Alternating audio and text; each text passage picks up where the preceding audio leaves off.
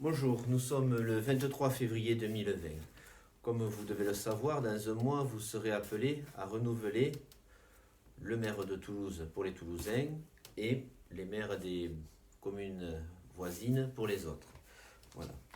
Alors, il n'est pas question pour moi, en tant que syndicaliste, de m'immiscer dans la campagne électorale, bien évidemment. Par contre, en tant que syndicaliste, je dois me renseigner et m'informer sur l'avenir des employés de la métropole et de la mairie de Toulouse. Donc, le syndicat autonome a adressé aux 5 principaux candidats à la mairie de Toulouse, une série de 5 questions très simples, voilà, concernant l'avenir des employés. Ces questions, je vais vous les lire. Auparavant, je tiens à présenter des excuses aux petits candidats. Alors je sais qu'il n'y a pas de petits candidats en démocratie, mais aux petits candidats que j'ai oubliés, mais je ne savais même pas qu'ils se présentaient. Donc, il y a quand même très peu de chances qu'il soit élu maire de Toulouse. Je sais qu'on a vu des élections avec des résultats particuliers, mais là quand même, on ne sait jamais. Mais écoutez, s'ils sont élus, on avisera. Alors maintenant, je vais vous lire les 5 questions que nous avons adressées par écrit aux futurs candidats, enfin non, aux candidats, et donc de par là, au futur maire. Alors la première, c'est: comptez-vous supprimer les ratios pour les évolutions de carrière? Deuxième question: comptez-vous augmenter le régime indemnitaire de manière conséquente? Troisième question: comptez-vous compenser la suppression des 2 semaines de congés supplémentaires prévues par l'État? Et si oui, de quelle manière? Quatrième question: comptez-vous stopper les privatisations et autres transferts de services territoriaux? Et cinquième et dernière question: comptez-vous rétablir le budget du COSAT au niveau du mandat municipal 2008-2014? Voilà. À ces questions, nous avons donc obtenu, je les ai ici, des réponses écrites. Voilà. Alors, que je garde précieusement, évidemment, vous en doutez. Alors maintenant, je vais vous donner ces réponses. Alors plutôt que de vous lire les réponses, parfois très précises, de certains candidats, ça va être rébarbatif, j'ai fait un tableau. Donc maintenant, je vais vous présenter le tableau. Un visuel, c'est toujours mieux, avec les réponses des candidats. Alors, il n'y aura pas les réponses exactes, mais il y aura la teneur des réponses, vous allez comprendre.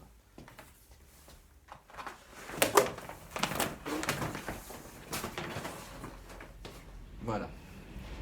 Alors, je vous explique le tableau vite fait.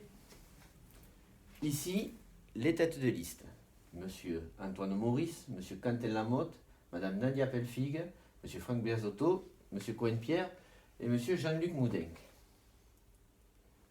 Et ici, les intitulés des questions que je viens de vous lire. Voilà. Nous avons mis par ordre de réponse. Monsieur Maurice a été le premier à répondre, suivi de Monsieur Lamotte, et ainsi de suite. Alors, je vous le dis de suite, Monsieur Moudenc n'a pas daigné répondre. Il n'a pas jugé utile de... s'en fout. Voilà. Voilà, bon, enfin, c'est pas grave.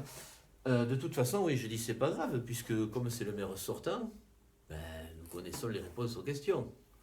Parce qu'on se doute bien qu'il ne va pas enlever les ratios, puisqu'il vient de les mettre, et ainsi de suite. Bon, enfin, nous allons voir ça.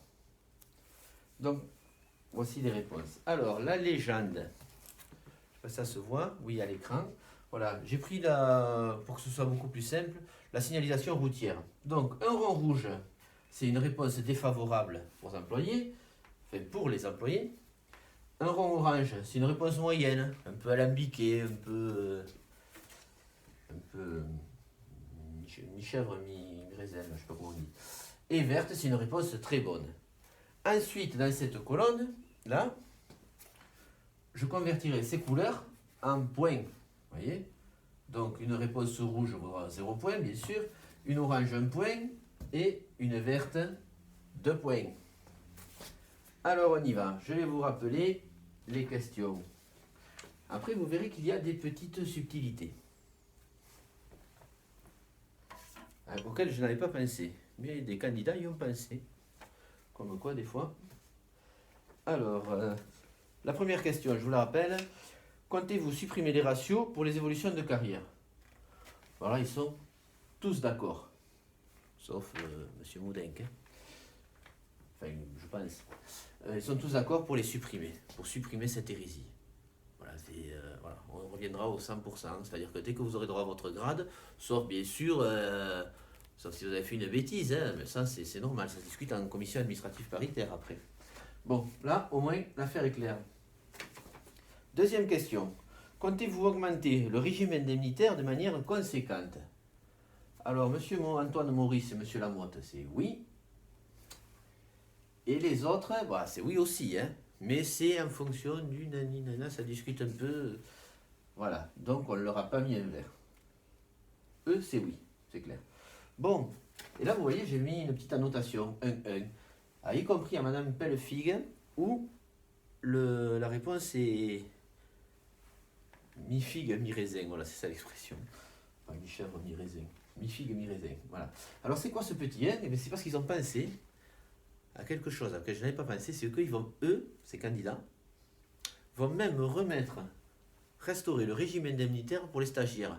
Vous savez que cette municipalité avait estimé que les stagiaires, c'est-à-dire les nouveaux embauchés, n'avaient pas besoin de régime indemnitaire. Voilà. Que voulez-vous que je vous dise?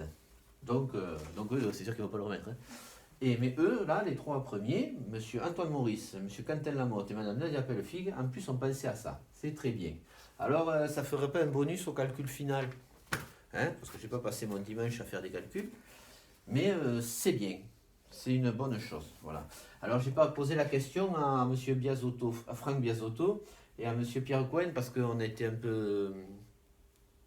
les délais, c'était un peu court, voilà. Bon, ce serait intéressant de savoir s'ils comptent les remettre, les restaurer aussi pour les stagiaires. Je ne peux pas parler à leur place, malheureusement. Alors... les congés, ça c'est un peu particulier comme question. Le gouvernement a voté une loi, elle est passée d'ailleurs, comme quoi il va falloir faire 1607 heures. Voilà, c'est-à-dire, en fait, on va passer de 34 jours de congé annuel à 25. Voilà. Alors ils ont trouvé une raison quelconque, je ne sais pas laquelle. Voilà. Et donc, on leur pose la question, comment comptent-ils compenser? Et là, mais en fait, la réponse est orange, y compris pour M. Moudenc, hein. Alors c'est moi qui lui mets un truc orangé puisqu'il ne m'a pas répondu. Ben parce qu'il faut rentrer en négociation. Et donc là, je n'ai pu mettre ni du rouge, ni du vert. Donc, nous avons mis de l'orange. Bon, après, je soupçonne quand même qu'il y en a qui sont un peu plus sensibles à la condition des employés que d'autres. Mais ça, c'est mon interprétation personnelle. Quatrième question. Comptez-vous stopper les privatisations et autres transferts de services territoriaux? Bon. Alors, M. Antoine Maurice, M. Lamotte, enfin, non, ben, c'est tout le monde non. Il n'y a même pas besoin de réfléchir. C'est tout le monde non. Voilà. Alors là, par contre, il y a des annotations pour M. Maurice, Mme Pellefigue et M. Biasotto. Alors, attendez, oui. Pour Mme Pellefigue, c'est autre chose. Mais pour M. Maurice et pour M. Biasotto, eux, ils comptent même renationaliser, alors c'est pas nationaliser, remunicipaliser, voilà, remunicipaliser des services qui ont été privatisés, voilà. C'est une très très bonne idée, à mon avis. Ça c'est parfait donc. Et ensuite Mme Pellefigue, dans sa réponse, alors Mme Pellefigue, je vous rappelle que c'est une femme politique professionnelle, très professionnelle d'ailleurs, et qui est quand même au courant de certains dossiers, bon, sans doute. Et elle, dans sa réponse, elle dit qu'il sera hors de question de privatiser, et elle coupera les privatisations en cours, alors ça va intéresser mes collègues, vous savez, je suis éboueur, des déchetteries, de la collecte sélective, mais aussi, et c'est pour ça que c'est étonnant, elle marque aussi qu'elle stoppera que les OM, les ordures ménagères, ne seront pas privatisées. Vous savez que j'ai toujours défendu la théorie, comme quoi la dernière réforme des poubelles, là, le passage, enfin, je sais pas, la réduction du nombre de tournées, c'était en vue d'une privatisation. Tout le monde m'a toujours dit que non. Les politiques, non, il n'en avait pas question. La DMT, non, on n'y a même pas pensé. Hein. Bon. Et les syndicalistes non plus. FO, l'UNSA, non, mais ils n'en parlent pas. Oui, ils n'en parlent pas, mais ils veulent le faire, hein, c'est ce que je leur ai dit. Bon, mais Mme Pellefigue, elle a dit, dans sa réponse, que ça va être fait. et elle s'y opposera. Donc, une petite annotation. Voilà. Et ensuite, le budget du COSAT. Alors attention, il y a une petite subtilité pour le budget du COSAT. Je vais me pousser, on ne va pas trop me voir, mais c'est pas grave. La réponse de monsieur Antoine Maurice, c'est pas... Voilà, c'est suivant l'argent, nani nana. Après, ensuite, je vais sauter monsieur Quentin Lamotte. Tous vont le rétablir. Donc, que du vert. Monsieur Lamotte, normalement, monsieur Quentin Lamotte, j'aurais dû lui mettre un orange. Parce qu'il dit, ça dépend de l'état où nous trouverons les comptes. Un peu comme monsieur Antoine Maurice. Hein. Non, je me trompe. Lui, il dit que autre chose. Mais lui, il dit, ça dépend s'il y a de l'argent ou pas. Ben moi, j'ai la réponse. J'ai la réponse. Je pense qu'on peut faire confiance à monsieur Moudin pour ça. Il paraît que la gestion a été fantastique pendant 6 ans et que les caisses sont pleines. C'est ce qui se dit partout. Donc, j'en déduis que monsieur Lamotte, s'il est élu, aura beaucoup d'argent, donc j'y mets un vert. C'est un peu tiré par les cheveux comme explication, mais vous allez dire que je favorise le Rassemblement national. J'en vois déjà qui vont le dire. Mais c'est pas grave, c'est pas le cas. Hein. Voilà. Donc maintenant, nous allons faire ce que je vous ai dit, le calcul par points.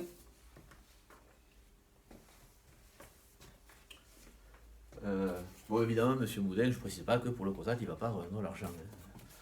Alors, monsieur, je vous rappelle, hein, vert 2 points, jaune 1 point, rouge 0. Alors, je prends mon stylo. Voilà.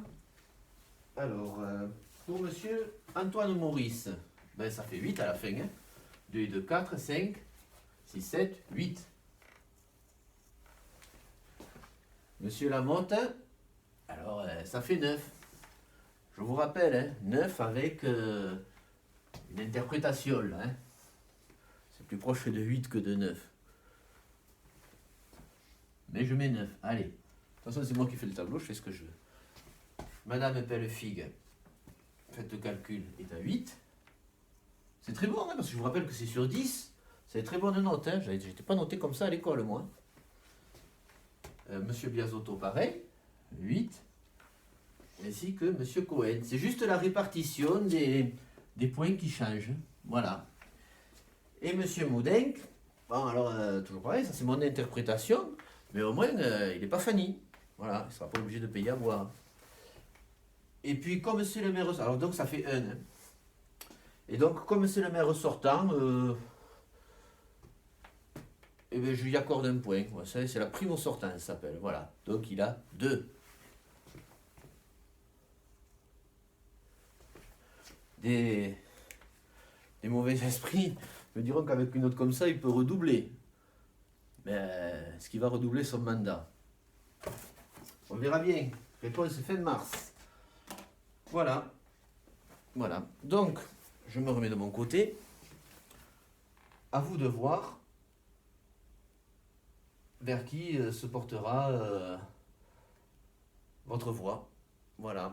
Sachez que même si vous êtes dans les communes à côté, faites attention. Alors, il faut aller calculer qui est allié avec qui. Hein, mais bon, on sait qui est de droite et qui est de gauche en France. Hein, et qui est allié avec qui surtout. Je vous rappelle qu'un agent de la métro, s'il habite à Balma, il faut qu'il vote suivant ses intérêts. Hein. Alors, il y a aussi ses intérêts civils, hein, c'est-à-dire dans sa ville et tout ça, mais il y a ses intérêts professionnels qui sont très importants. Je prends Balma au pif, hein, qu'on n'aille pas à dire, c'est parce que... Donc voilà, nous allons distribuer pendant les 15 jours qui arrivent un tract récapitulant cette vidéo. Voilà.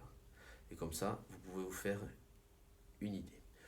Cette vidéo terminée, je vous remercie.